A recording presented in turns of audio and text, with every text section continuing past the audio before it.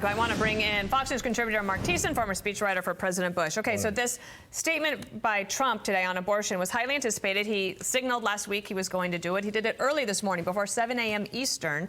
How do you think it's going to land? He's 100% correct. First of all, let's keep in mind Donald Trump is the president who delivered pro-lifers the victory that they've been wanting for a quarter century, which was the conservative majority in the Supreme Court that overturned Roe v. Wade. Second of all, he's telling voters the truth. The truth is that there's not going to be a federal ban on abortion of any kind because you need 60 votes in the Senate to do it, and neither party is going to have 60 votes. So it's a false promise to the pro-life movement to tell them that you're going to somehow have restrictions of abortion at the federal level. And he's also taking away the Democrats' false argument, which is using the false threat of a federal abortion ban to try and hold on to the Senate and to take back the House. He's taking that red herring argument away from them.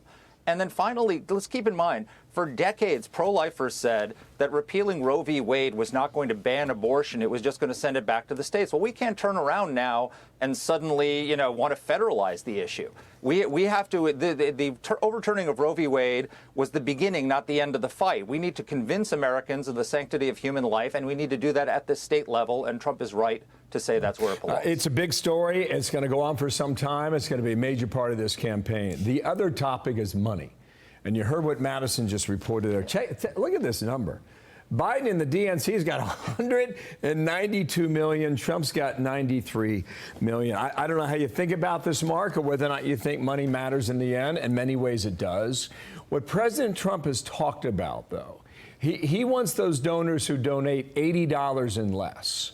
And the reason for that is that he'll tell you those people are committed to voting.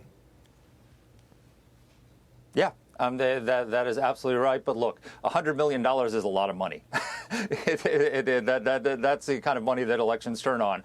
So the Biden has a huge, huge cash on hand advantage. But the problem is it's the only advantage he has. He is literally the most unpopular president in the history of presidential polling. If you look back on this day in Trump's presidency, Trump was 7 points more popular than Biden is today.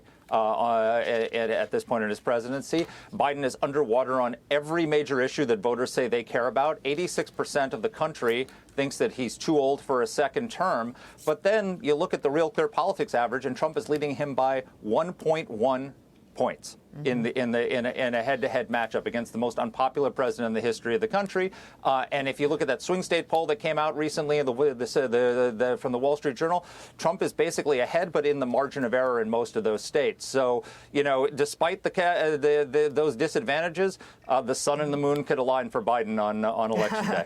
Indeed. Just a quick answer, Mark, on this political reporting that the poll suggests a huge shift in the electorate, looking at young voters saying that they might actually take a look at Republicans, and boomers actually going to maybe stick with Biden this time around. Are we seeing a flip-flop? We are, and what's happening is so the Republican Party has become the party of the working class. They've moved the Democrats out of that position, which means the Democrats are a coalition of coastal elites, young voters, and minorities. They're losing ground with 2 out of 3 of those groups. Young voters are Trump is our Fox News poll had him leading by I think 18 points or some kind. Biden has lost 30 points with black voters. He's lost 17 points with Hispanics. So Trump's base is solidly behind him. Biden is not only losing with swing voters, he's losing ground with his base, and that's a big problem for him going into election. You got it all in. Thank you, Mark. It must truly be an eclipse day. Enjoy it. Thank you. It is, absolutely. Nice to see you. Happy eclipse. I'm Steve Ducey. I'm Brian Kilmeade. And I'm Ainsley Earhart. And click here to subscribe to the Fox News YouTube page to catch our hottest interviews and most compelling analysis.